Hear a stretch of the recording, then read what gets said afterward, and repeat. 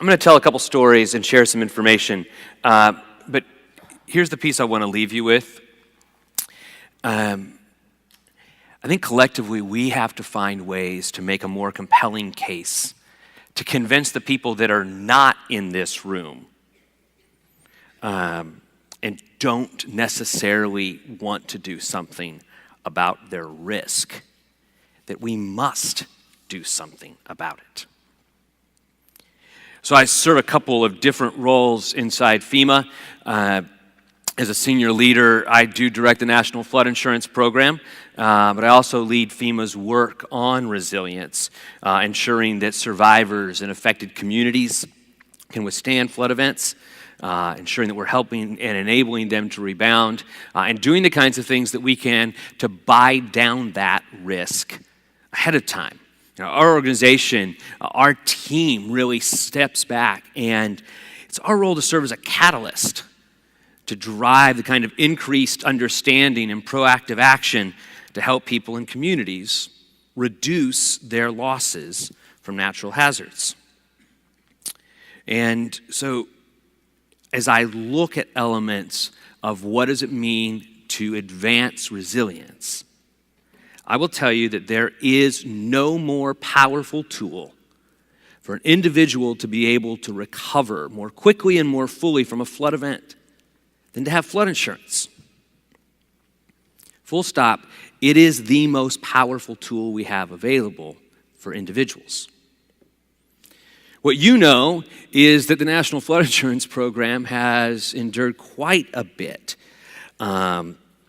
in terms of the challenges and public criticism over the last 18 months.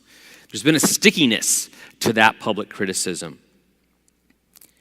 And so as I've assumed this role over the last year, we have made some shifts in what we do and shifts in terms of how we think about our work. Because in retrospect, what's clear is we haven't always put our customers first. And so I'm not here in terms of a blame game kind of approach as much as to know that because we've had to reorient ourselves, we have had to put in motion some changes that are more than just incremental changes. They really need to be transformative. So we've been laying down the foundation related to that aspiration. We've got to have a product that is simple and easy to use, that people value and trust. And I rattle off those 4 words, and you kind of go, well, of course you want something that's simple and easy, that is valuable and trustworthy.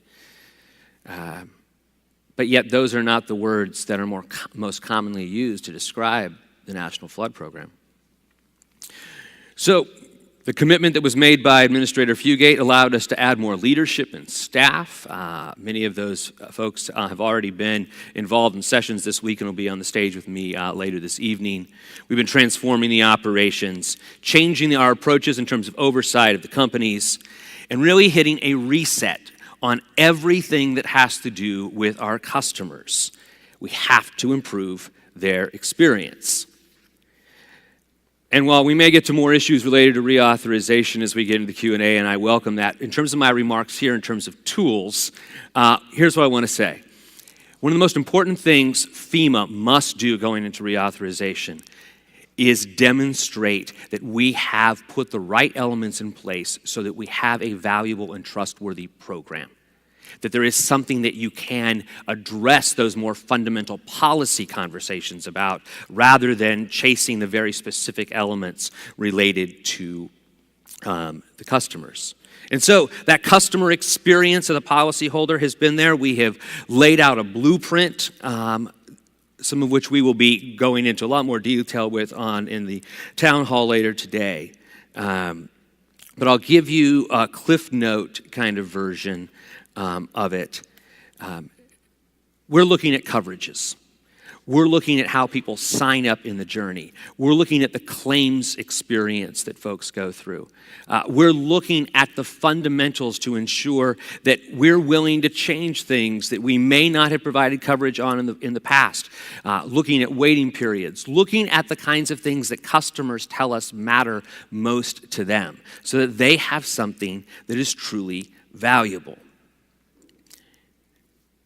Those customers are policyholders. They're also elements related to communities and first responders.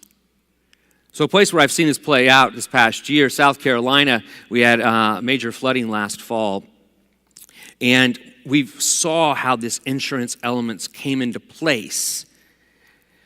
So large-scale flooding, always one of my favorite. It was the 1,000-year event somewhere along that in terms of return intervals. I'm not quite sure exactly what that means. Some people down in Charleston told me that they survived it, so they're the most resilient city in America. So one way to look at it. More than 100,000 families registered for individual assistance after that event. But only 5,000 flood insurance claims were filed. And it wasn't because the maps were wrong. It showed you what the uptake was in that area. And while there's diversity in terms of the economic impact, what we did see is a lot of these things were landlord-owned without a mortgage on them. The renters didn't have insurance.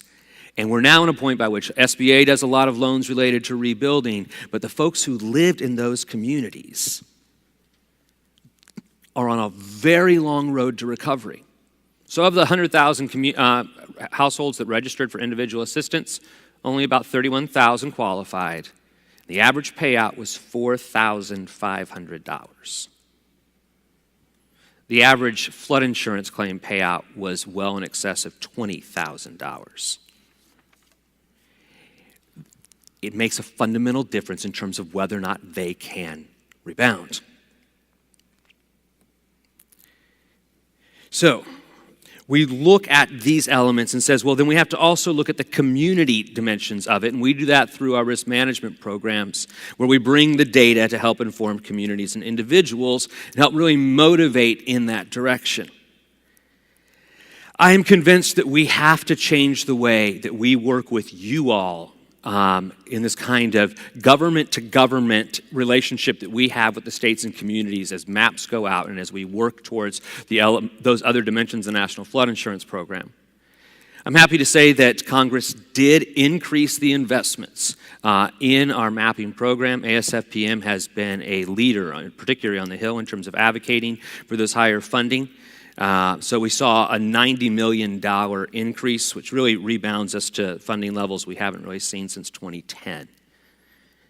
But that bump that took us up above $300 million, that extra $90 million allowed us this year to acquire 70,000 square miles more of LIDAR in terms of ground elevation than we would have been able to do before then. It's allowed us to triple what we can do from the new validated, updated, the engineering side of the equation. It's allowed us for the first time in a number of years to return to modernizing counties that still have paper-based products, because we must move to a all-digital program across the country. And looking at baseline engineering for 45,000 miles. I look at these increased investments, and this isn't just about simply treading water with, but really seeing that change. We look at the elements related to mitigation, understanding that once a community knows the risk, they got to do something about it. And while there will never be enough federal dollars to eliminate this risk, we can act as the catalyst to move things farther down the road. Last year, $1.1 billion was invested in mitigation grants. This gets combined with strong building codes and effective floodplain management and the other tools that are available in this box. Pre-disaster mitigation sees its highest level of funding in recent years. It bumps up to $100 million. We're right now reviewing the applications that came in for those pre-disaster funding. About $600 million worth of requests came in when the applications closed last week. So the request for PDM was $100 million. We got $226 million worth of applications in on that. On flood mitigation assistance, we have $150 million available, and $372 million came in. I look at those kind of elements and says there's an appetite for us to address these ahead of time. Congress has continued to increase that a bit by bit, and we need to see that continue to take place. We've got to use the executive orders. We talked about the flood one. There's also one on seismic. There's another one on wildfire. But in the end, reducing risk comes down to actions taken or not taken at the community and neighborhood scale. On the way in, I spoke to someone from Jersey County, Illinois. Jersey County sits at the crossroad of the Mississippi, Missouri, and Illinois rivers. It was devastated in the Midwest floods in 1993. The community was actually put on probation from a floodplain management perspective in 2001. And today, it's one of the most vigorous communities when it comes to adopting and enforcing higher standards. They're serious about their 50% rule in terms of viewing that from cumulative damages. Hundreds of properties have been bought out. They've found very effective ways to use the increased cost of compliance. They're so focused on those new structures that are there. And so when the record floods came again in January of 2016, the flooding at elevations just as high or higher that they had seen prior didn't even warrant a disaster declaration.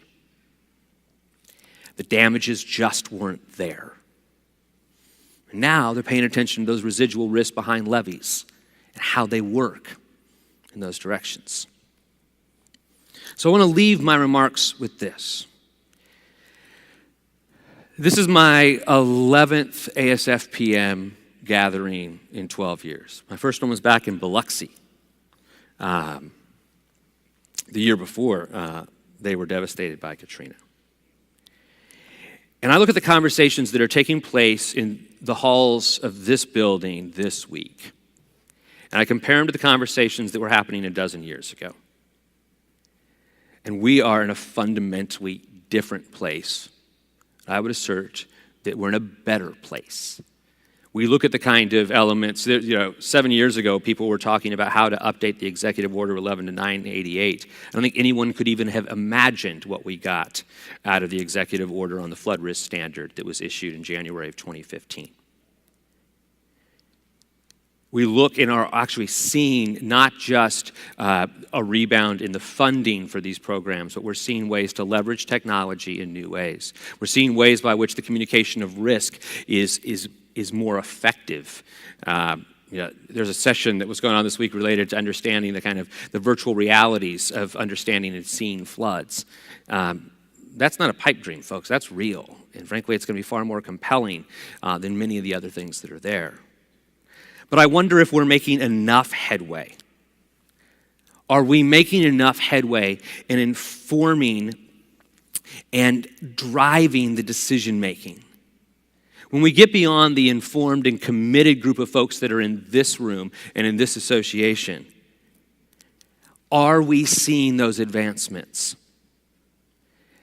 Are we seeing more Colorado stories? Yes, after an event. But the true test for me is whether or not we can get people to actually make those investments ahead of time. And when is it more than just looking for the federal dollars to a point by which our value proposition is so strong that true private investment is driving us down this road? We have to do this. FEMA's a big player in that. This association is a critical player in that. About how we leverage the role that the states and local communities play to help decision makers, help those that are making the land use decisions, help those that are making the infrastructure decisions, Because as we look at the climate dimensions, and we look at the seas that are rising, and we look at the cost of disasters, and we look at the tensions in the National Flood Insurance Program about affordability and solvency, and who can pay and who should pay, we have to get this right. And the way that happens is by ensuring that what is planted as seeds in here gets spread.